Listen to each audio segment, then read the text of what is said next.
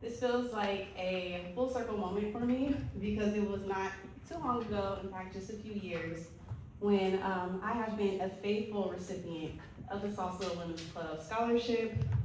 In fact, I argue that I attained the record for being the longest recipient of the Sausalito Women's Club Scholarship in history.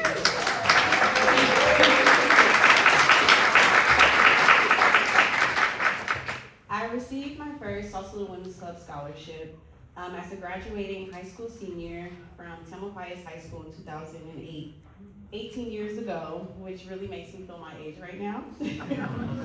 I had just accepted an admissions to Cal State University Northridge and in Southern California, go Matadors, with an anticipated degree in mathematics. As a side note, I realized math was not my passion and anything beyond algebra was beyond my interest. But nevertheless, I was ready and anxious and excited to move from Marin City, my hometown, to Southern California, Los Angeles, to chase after my academic goals. But to know me is to know my history and where I come from. Marin City is and will always be my hometown, my roots.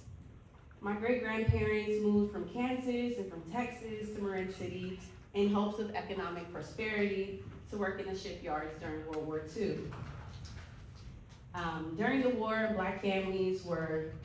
after the war, black families were redlined, and it was hard for black families to move out of Marin City. We were given homes. And so because of that, Marin City has been my family's home for 4 generations, and now I have children, and now they're the 5th generation in Marin. So we've been here a very long time.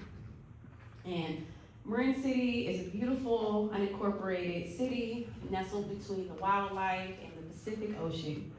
And although living in one of the counties, the world's most wealthiest counties, many families in Marin City live below the median income level of Marin. I, in fact, grew up in the public housing units in Golden Gate Village, where I didn't realize as a young child the social and economic barriers that I would face.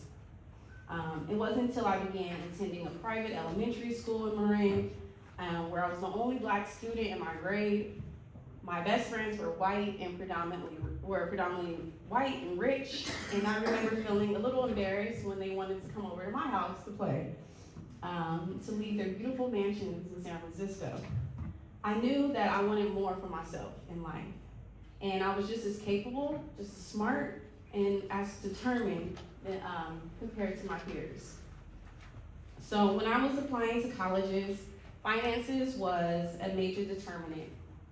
I chose the Cal State system due to the affordability and because my family was unable to afford, contributing to my college and tuition and living fees. So I relied completely on financial aid and on the help of local nonprofit scholarships. So in particular, Sausalito Women's Club, and I want to give a special shout out to the Lobo family, has given me so much financial and emotional support throughout the years. And I'm so grateful and thankful because I honestly don't know if I would be here today without the support of the Sausalito Women's Club.